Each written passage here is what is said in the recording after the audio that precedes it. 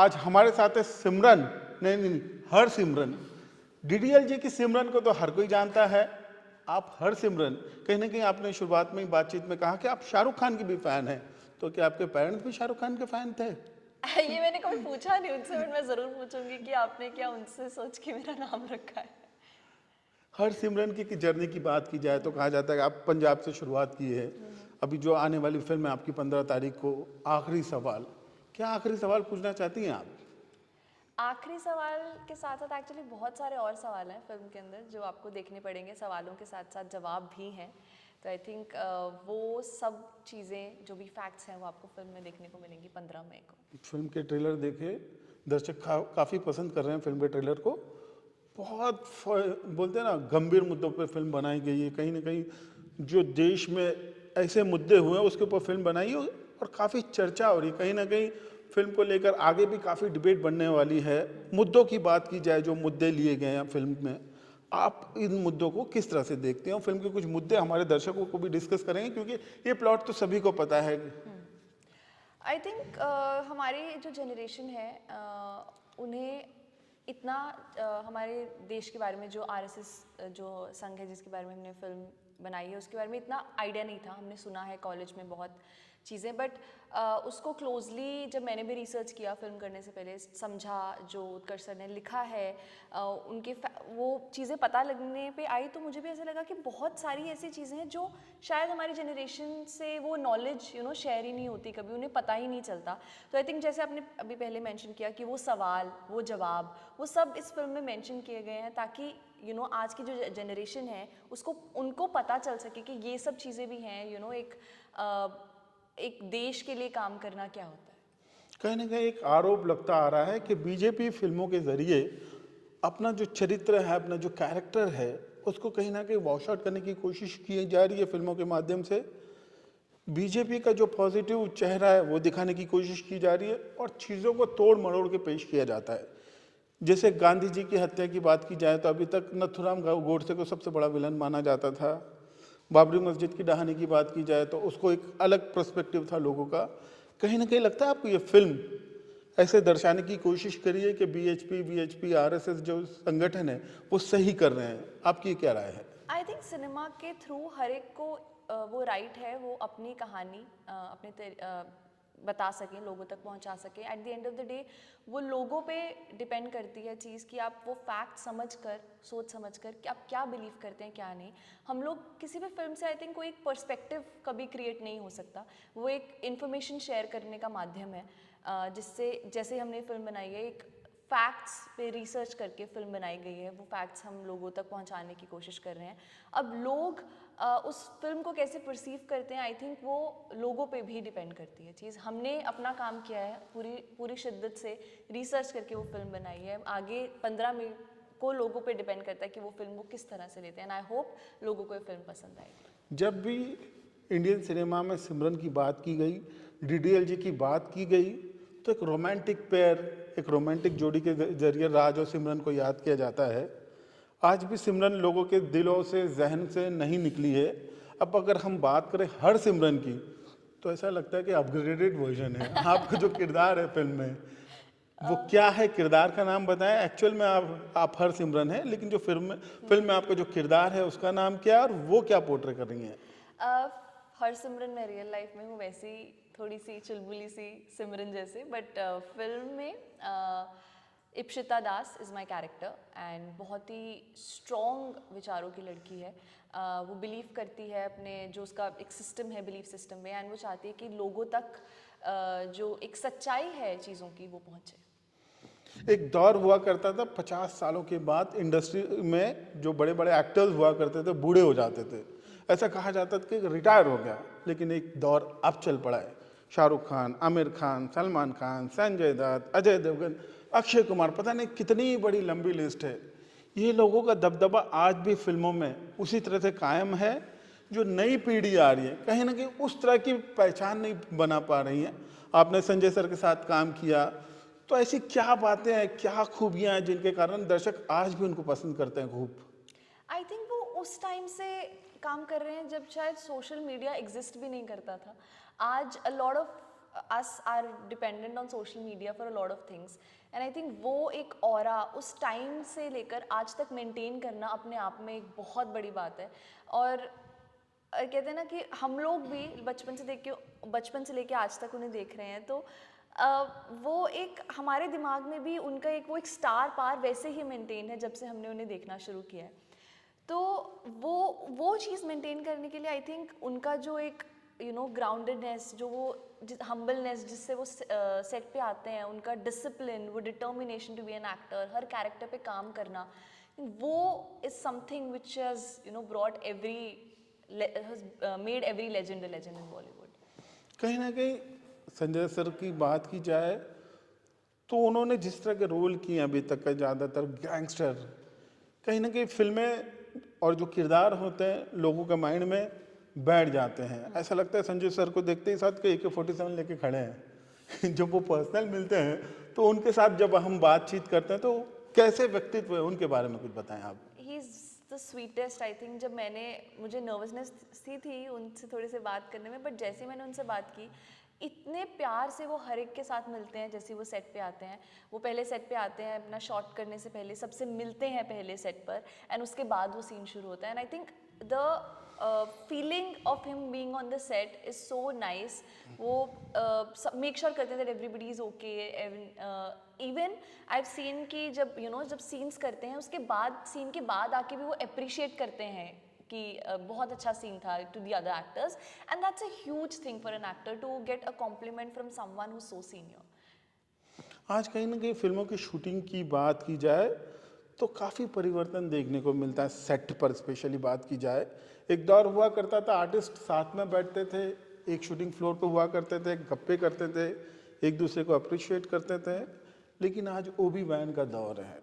Actor आता है, अपना सीन समझता है, शॉट देता है, ओबी वैन में चला जाता है। ये जो कल्चर है इसको किस तरह से देखते हैं आप? जब शूटिंग पे होती हैं तो सेट पे जो बड़ा एक्टर होता है, सीनियर एक्टर, वो किस तरह से काम करता है, क्या आप उसको भी ऑब्जर्व करती हैं? In this film I have not face this because हर सीन के बाद हम लोग सीन के साथ ही देयर वर चेयर्स, एंड हम लोग सब लोग साथ में बैठ के बात करते थे, and we to talk about film, we to talk about the film जो हम शूट कर रहे हैं, बाकी सिनेमा के बारे में। एंड आई थिंक ऐसा कभी फील नहीं हुआ कि हम लोग अपना सीन करेंगे और वापस बाद में चले जाएंगे, बिकॉज हम लोग सब इतना अच्छे से बात कर रहे हैं बैठ के। तो वो वाला कल्चर टू बी ऑनेस्ट मैंने नहीं फेस किया, एंड आई एम ग्लैड कि मुझे ऐसे एक्टर्स के साथ काम करने का मौका मिला who make you feel so comfortable, because मेरी जर्नी अभी शुरू हुई है, and they have been working in the industry for so long, and to make someone so comfortable during the shoot of the film, I think I am grateful for that. हर इंसान की एक अपनी journey होती है, वो कहीं ना कहीं इन जर्नी में मेमोरीज बनाता जाता है और लोगों को बहुत मज़ा आता है इंटरेस्टिंग चीज़ों को सुनने के लिए, इंटरेस्टिंग चीज़ों को जानने के लिए। अगर सेट पे शूटिंग के दौरान की बात की जाए, कोई ऐसी सीन, कोई ऐसी यादें जो हमारे दर्शकों को आप शेयर करना चाहेंगी? I think all in all the whole film was an experience in itself. बहुत ऐसे सीन के बाद भी हम बैठ के बातें करते थे, तो बहुत आई थिंक एवरी मोमेंट, मैं कोई एक मोमेंट पिन पॉइंट भी नहीं कर पाऊँगी, क्योंकि ये फिल्म एक तो काफ़ी थोड़ा सीरियस भी है, बट लेकिन वो सीरियसनेस कभी हमने बाहर सेट के बाहर नहीं आने दी। हम लोग सबसे हंस के बात कर रहे हैं, बैठ रहे हैं, खाना खा रहे हैं साथ में। तो आई थिंक वो छोटे छोटे मोमेंट्स हैं which I will remember after the film itself. हाल ही में धुरंधर 1 के बाद 2 को भी काफ़ी सराहा जा रहा है। संजय दत्त साहब की बात की जाए तो उनका किरदार लोग आज भी याद रखते हैं। आपकी फिल्में भी संजय दत्त साहब हैं, बड़ा चेहरा है, कहीं ना कहीं उनको ही आगे लग के फिल्म को प्रमोट किया जा रहा है। आपको लगता नहीं कि एक्सपेक्टेशन कुछ ज़रूरत से ज़्यादा बढ़ जाएगी? फ़ायदा होगा फिल्म को, नुकसान होगा? आप किस तरह से देखती हैं? आई थिंक आज सिनेमा से एक्सपेक्टेशंस आई थिंक हर एक फिल्म से ही ज़्यादा है, because we want the cinema to be back in its original shape. जो अभी फिल्म लाइक धुरंधर उनसे वापस आ रहा है, हम लोग फिर से देख रहे हैं, लोग थिएटर्स में जाके फिल्म्स देख रहे हैं। तो आई थिंक वो एक्सपेक्टेशन सिर्फ हमारी फिल्म से नहीं, हर एक फिल्म से होनी चाहिए, बिकॉज अगर फिल्में अच्छी बनेंगी तभी ऑडियंस जाके थिएटर्स में वो फिल्म देखेगी।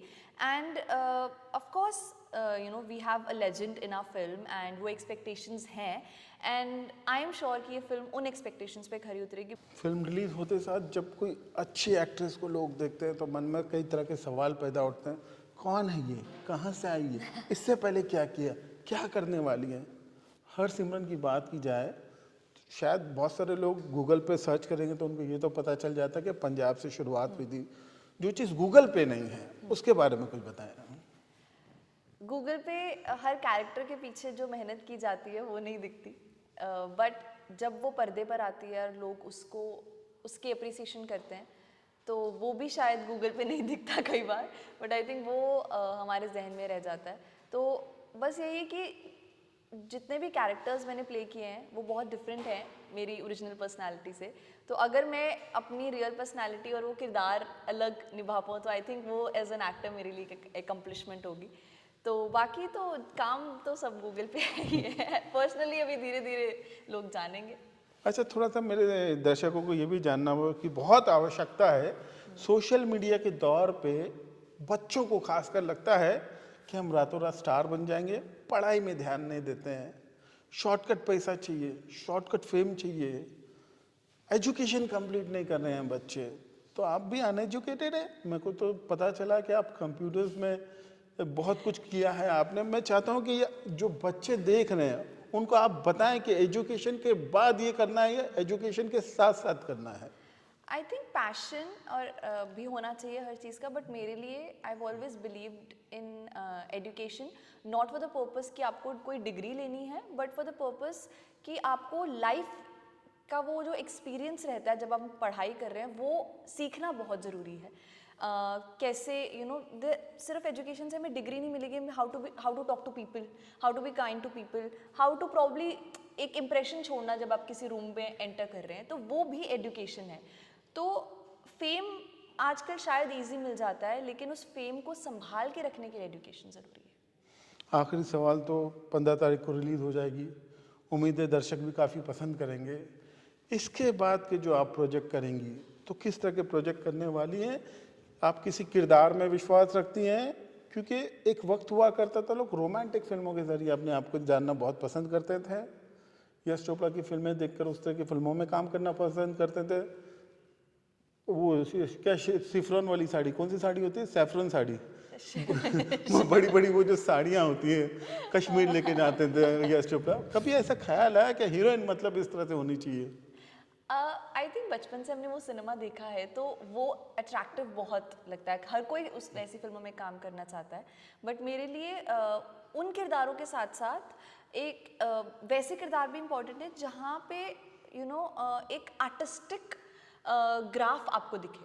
तो वो हीरोइन कौन कौन नहीं बनना चाहता, बट एक कोई ऐसे किरदार जहाँ पे एक्शन हो, ड्रामा हो, इमोशन हो, तो हर एक कैरेक्टर का हर एक जॉनरा में काम करना चाहती हूँ। तो आई थिंक मैं अपने आप को लिमिट नहीं करूँगी कि मुझे सिर्फ रोमांटिक फिल्में करनी है या मुझे सिर्फ एक्शन फिल्म करनी है। आई जस्ट वांट कि जितने भी कैरेक्टर मैं प्ले करूँ वो मेरे पिछले कैरेक्टर से अलग हो और कुछ नया देखने को मिले सब। पंजाबी फिल्मों में काम किया आपने, टेलीविजन में काम किया, बॉलीवुड में कर रही हैं, साउथ में कर रही हैं, कुछ प्रोजेक्ट भी तो शेयर करें, क्या कर रही हैं आप? खुल के कुछ बता नहीं रही हैं आप। नेम्स और वो बाकी डिटेल्स तो मैं रिवील नहीं कर सकती, बट एक पंजाबी फिल्म ज़रूर रिलीज़ हो रही है इस साल। एक तेलुगु फिल्म पे काम चल रहा है, एक स्केड्यूल शूट हो चुका है। एक हिंदी फिल्म भी है जिसकी रीडिंग चल रही है। क्या है एग्जैक्टली वो आपको ऑब्वियसली देखने में पता चल ही जाएगा थोड़े टाइम में, but for now this is something that I can share. 15 तारीख को आखिरी सवाल, दर्शक क्यों देखे, चलते चलते इसका जवाब आप खुद दे दें। कई ऐसे सवाल हैं जिनका जवाब आज तक नहीं मिला और कई ऐसे सवाल भी हैं जो आज तक कभी पूछे नहीं गए।